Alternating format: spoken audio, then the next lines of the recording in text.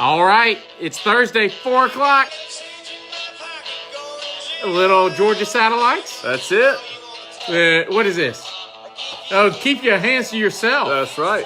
So welcome to the Happy Hour Show. Man, we got another Thursday and another week down. Georgia Satellites are coming in loud and clear. Absolutely, absolutely. Hey. Absolutely. Keep your hands to yourself. There's R. Kelly tuning in. Good Michael to see Bruno. you. We're running a little bit late today. What happened, buddy? Man, I got stuck in Alabaster, and man, it's like You acting like you're doing some work? Well, barely, but they are doing road work everywhere around Birmingham nowadays. Yeah. I mean, do we have, like the other day, I was trying to get down to Trussville, and they're just testing these bridges so they can handle these are like on 459 here. They were just testing to see if they could handle the load. Now, shouldn't we have done this a long time before now? Now, they're about to take down some... The old bridges, but these are the ones they built in the last 20 years. Okay. And I'm like, my God, but... So today we've got Herb Kelleher. We're going to talk a little bit about him. What a guy he was. The CEO of Southwest Airlines, is that right? Absolutely. Obviously, we're going to talk about rates a little bit. We've got updates on the government shutdown, a little bit of news there. Tax refund advance. Man, that's going to be a hot topic. You're going to hear it. You're going to hear it all over the place. It's always hot. Fire movement. The fire movement, big deal. And that's it, man. So let's get rolling. Hey, by the way, did you see this? I mean, only in Birmingham, or I should say only in Alabama do we have this thing. For 45 years or something like that, we have called the interstate when it goes downtown, you know, the one that goes east and west. I think it really goes north, but it's east-west. East-west, north-south. Right. 2059. Yeah. Every sign had 2059 in it. Well, in the infinite wisdom of the state of Alabama, they are now making it 5920. 5920. Doesn't even go well together, right? It doesn't go well together. 2059 just rolls. What was wrong with 2059? Well, I have the answer for you. Mike, do you know? I know the answer. And the answer was they were creating a website, and so they didn't think it was fair to 59 because they came first. That I guess they thought it would hurt their feelings. You got to be kidding me. Oh, this is exactly what happened. So they said, well, it came first, so we'll call it 5920. Trey Favor? Trey loves 59. Trey loves 5920. I can't believe that. That sounds ridiculous. You know, here's the thing.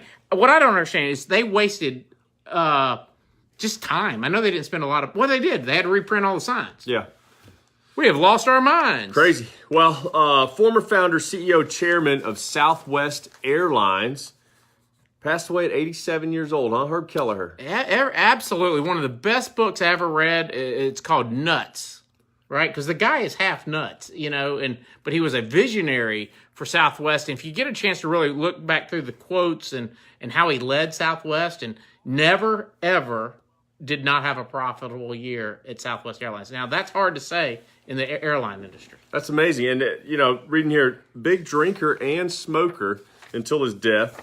Absolutely. Only slept 4 hours a night. Absolutely. I mean, he must have just been partying all the time. He was. No. He what he said was that, you know, for instance, he never missed his children's stuff, but he went back to work, right? Because he said, if I have somebody at the airport working, I need to be showing that I'll do it. And one of the big things that he did as a leader, he made all the executives throw bags, check-in tickets, all that, because he said, how can you be leading a group that you've never done their job? Yeah, exactly. It always helps to know all the work that it entails in the business, so you value. Absolutely. And you know, one thing that he talks about in his book was that, you know, one time they had a interview process for new pilots, and he said, "Look, I want culture. I want to build a good culture." And everybody says that. Not many people really do it. And so he had all these pilots come in. You know, they're a stiff bunch anyway, probably. And probably 20, 30 of them. And he got them in there, and he said, midway through, he said, over there is a bunch of clown outfits. I'm going to be back in 20 minutes, and I expect you in the clown outfits. Well, about half the class didn't get in the clown outfit, right? And so the ones that didn't get in the clown outfit, guess what? They got immediately dismissed, right? Because they couldn't laugh at themselves. Yeah. You know? And so that was always interesting to me. But might have to be part of the interview process for the mega team. Hey, we need to clown outfits. The other thing that you may not know why Southwest made a huge profit when the other ones didn't in the 2008 timeframe, all that, is that he did what's called and this goes into a lot of our finance stuff, he hedged on fuel. Everybody thought, the big airlines said, this dude is nuts, for lack of a better word, right? But he wasn't. He basically committed to paying a higher price at the time and said, I'll buy X amount, millions and millions of barrels of oil, whatever it was, fuel, at X price. Well, the problem was gas soon went $2 or so over that price. He's sitting back going, suckers. So he stockpiled at a lower cost. Absolutely, and made a huge difference. Which you can imagine fuel is a big part of the costs on an airline, right? On an airline. Yeah. Well, we wanted to kind of give you some quotes from him, just take away. We won't be long here. One of the funniest ones I liked was he was trying to talk to Wall Street, and he said, we have a strategic plan. It's called doing things. Right. Just simple work. Answers. Simple work, huh? Absolutely. This is where you look at Southwest, and one of their big things was heart. You got to have heart. We got to love everybody. In fact, their ticker symbol is LUV after Love Field and the love that they have. He said you have to treat your employees like customers. He really ticked off Wall Street at one point because he goes into the meeting with the shareholders and stuff, and he said, I want to tell you where my value system is. One's my employees, then my customers, then you as the shareholders. And they're like, you don't say that. We're the shareholders. Yeah. And he said, well, hold on a minute. The last time I checked, if I take care of my employees, they'll take care of my customers, who then come back and feed our profits, So makes sense. He said he tells his employees that we're in a service business and it's incidental that we fly airplanes. I thought about that quote a lot as we were preparing for the show, and what I thought about was we take ourselves too seriously in what we do every day, right? And it doesn't matter what you're doing. Most of what we all do is the same thing. The product's just a little bit different. Right. We need to be good at that. And last one was your people come first, and if you treat them right, they'll treat your customers right, like I just said. But anyway, great guy's going to be missed because there's very few leaders that have the guts to smoke, drink, and just tell it like it is. Yeah, and he ran the business in a different fashion, right? He did things a little bit differently. You can tell, for years now, the flight attendants and things like that have been had a little more personality, had a little more fun with it. They've just changed the way they do things as far as the baggage fees and some other fees and things like that. So obviously done a great job with the business. One thing I did like, I learned from his funeral, was we had a guy talking. Did you know that there's one seat on the airplane, I think it's like 17A, that's the first one. The middle flight attendant is the first one to go out and get your drinks. Well, he always wanted the first whiskey. So he would go to always sit in 17A. So he said, I'm going to be the first one to get my whiskey. And it's great. I mean, what CEO goes on his own planes and is boozing it? Yeah. I mean, I like the guy. Yeah. But anyway. Funny. Well, a little update on interest rates. So interest rates are actually trickling down still a little bit. Not a big change from last week. 4.45 on a 30-year fixed. 3.89 on a 15-year fixed. Again, lower. That's Freddie Mac Mortgage Market Survey. Hold on. Let's go back because we got to give the update. We're still about a half a point from when you were on the cruise. Yeah. I mean, that's big. That was a couple months ago. Yeah. I mean, so things are moving down. Do we expect this to stay steady as we head into I think so. I mean, right now there's a lot of speculation on either side of it, but I think since October, the Fed was talking about how we are far away from neutral, meaning that there was going to be a lot, they would need to make a lot more moves to get us to a neutral point. And right now, since the last move in December, they've actually changed that tone a little bit, saying we are going to stop and wait. We are going to watch and see. I mean, what happens in the economy, how things look. I think they have seen the signs from the stock market with the volatility. I don't think the stock market's been happy with the Fed comments or what's going on at the Fed with interest rates. I think that's the biggest concern right now for corporate profits and stock prices. So I think they're going to sit and wait. And it'd be great if they just let our normal market come in March, the normal influx of business come in with rates about the same as they are right now. So we could have a little bit of normalcy in the business, in the housing market. I think that would help out a lot. I think it will. And this government shutdown sure isn't helping things in the respect of there's a lot of misinformation and all that out there about what a government shutdown is and all that, but it affects the outer line markets, I believe, as well, though. Yeah, and I think the biggest effect on the mortgage business in the real estate world with the government shutdown is probably USDA. Okay, we're not doing those loans right now during the shutdown. The IRS has brought staff back to fulfill orders for tax transcripts. Oh, wow. Okay? That's not something we thought was happening. Yeah, which is something that we need on a lot of files. FHA, there's some slowdown depending on what you're doing, but not a whole lot of slowdown on FHA. And then obviously Fannie Mae, Freddie Mac are not affected by it, so everything business as usual there.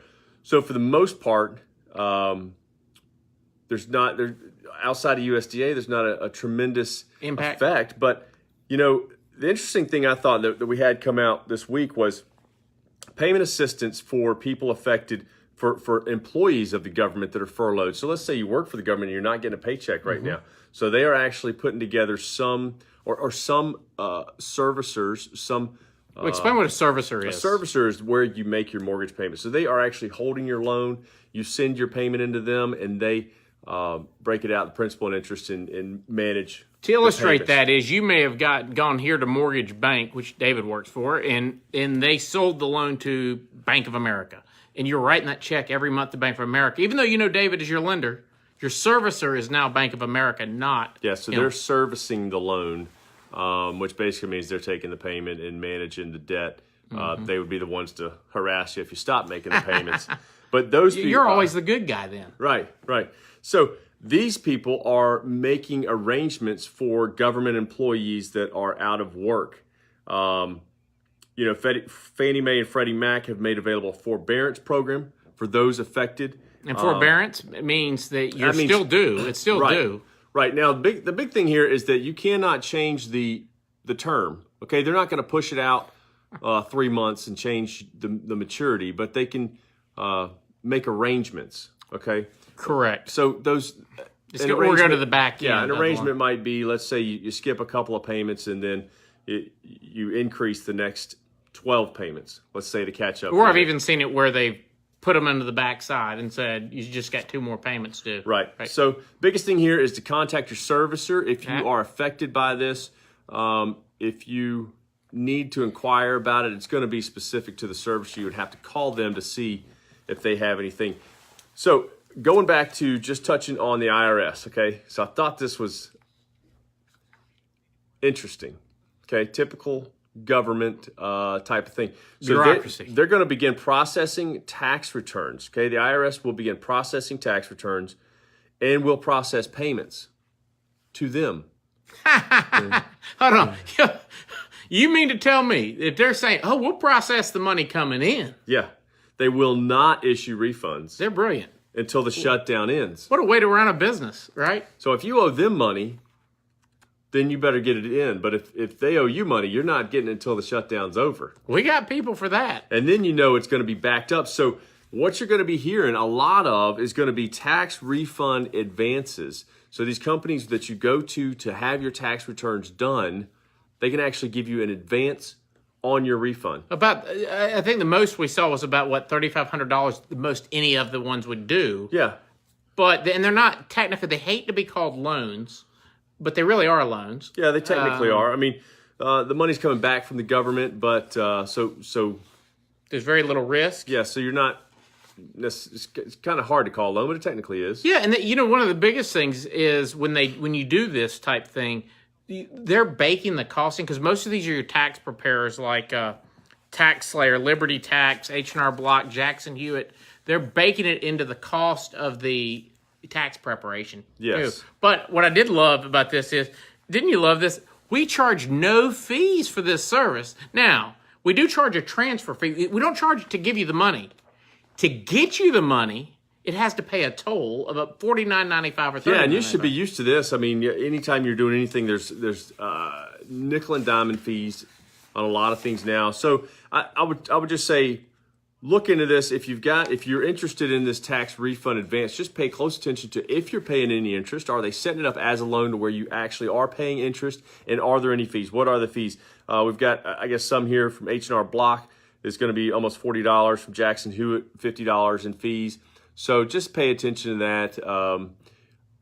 Probably by then we're going to have more of an idea of how long the government's going to be shut down. Listen, how long you're going to be waiting. You need to get to a point in your life where $1,000 loan is not going to hurt you. I mean, not hurt you. You don't need one.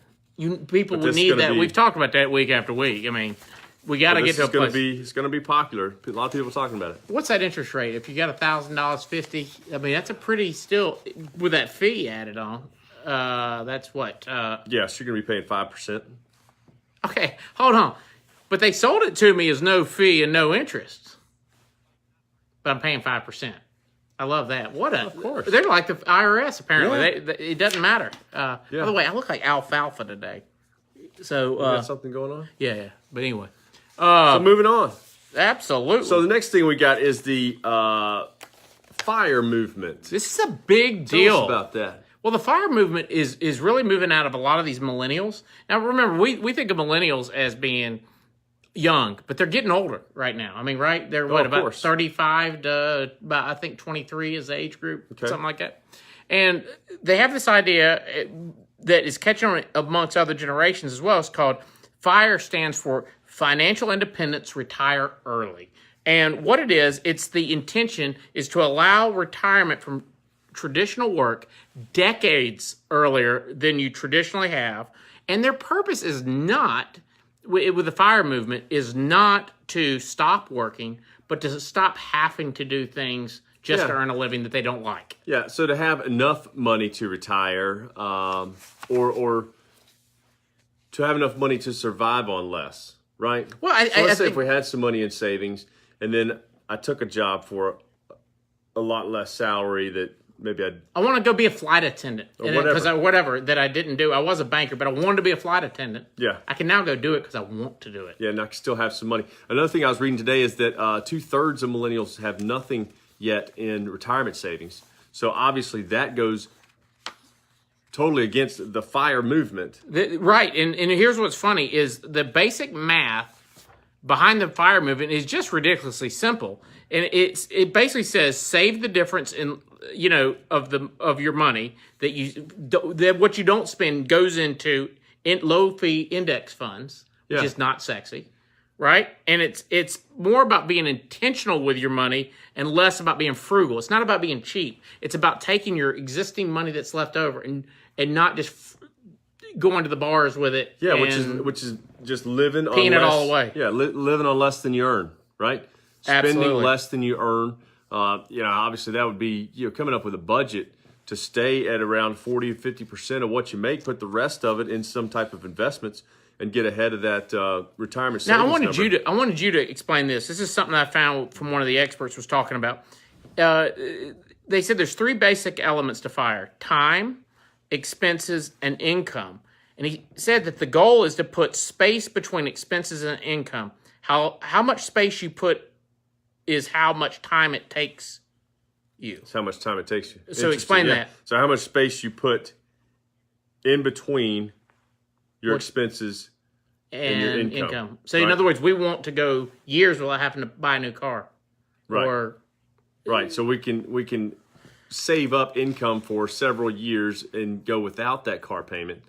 Right? Yeah. So for every month I go without a $450 car payment, boy, I'm saving a ton of money. Yeah.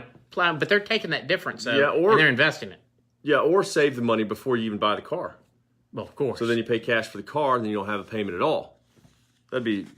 Absolutely. One of the biggest things, I was interested to see what are these people doing afterwards, and you hit on it a little bit, but they're doing blogs like that because there's not a lot of money in that necessarily unless you hit it big. Consulting, managing rental properties. Yeah. Those type things. And you notice...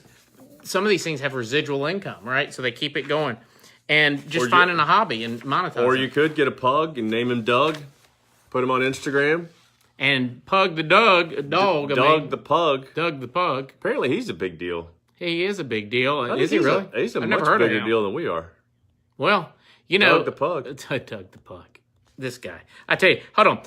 I wanted to go over something. 7 things we can learn from this FIRE movement because we want to bring all this together, this FIRE movement. I tell you who I think, Michelle Lagle, I bet she's on the FIRE movement. What do you think? Christiana Hansen is watching. She just tuned in. Hopefully she'll be here in about 30 minutes or so, 20 minutes. That's right.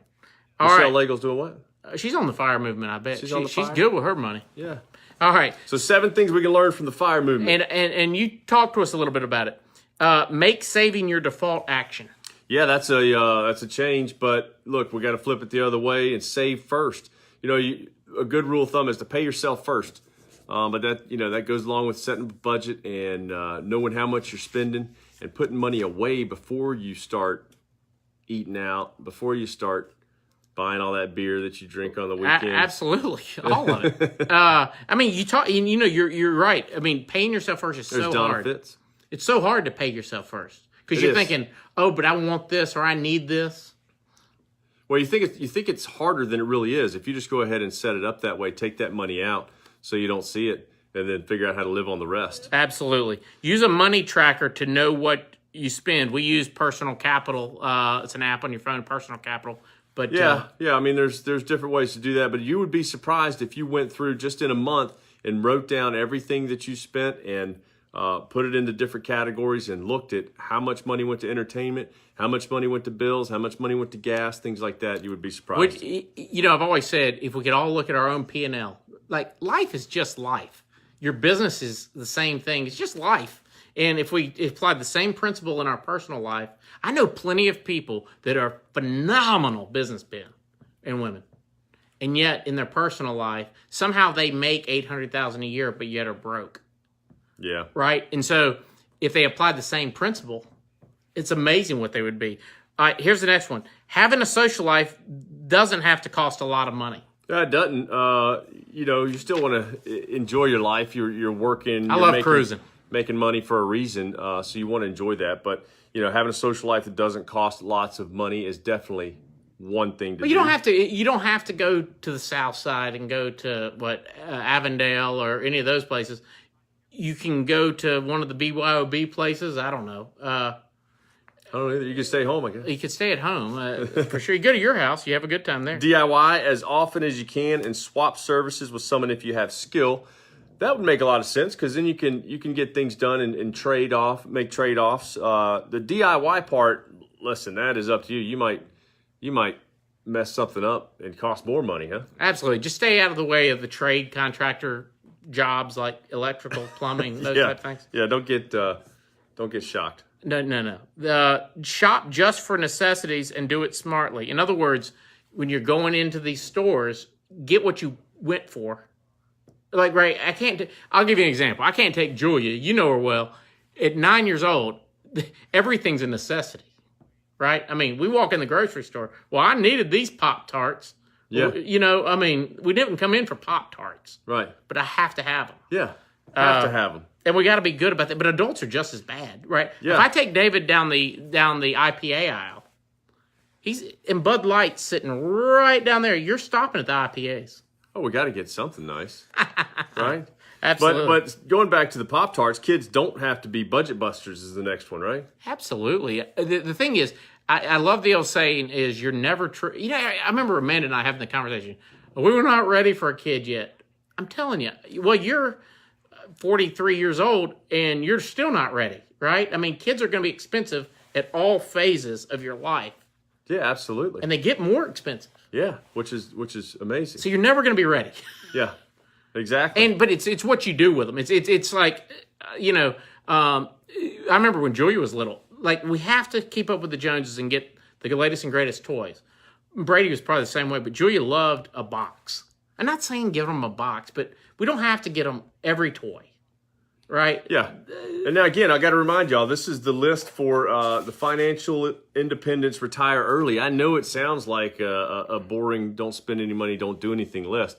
But this is how these millennials that are into this, I mean, this goes along with... And they're doing it. This goes along with the small houses. It goes along with a lot of these... small houses. I mean, this is what they're doing. This is how they're doing it. And they're basically cutting a lot of things out of the budget and doing a lot of things differently. Right? Absolutely. And you might think that we're kidding around about it being a big deal, but this is like, I mean, you don't become a movement just because one or two people did it. Oh, right. You become a movement because a lot of people are doing it. And the last one is travel frugally, using miles and loyalty programs. We all say we don't have time. Now, remember, these people are working, that are into this, are working very hard in their careers.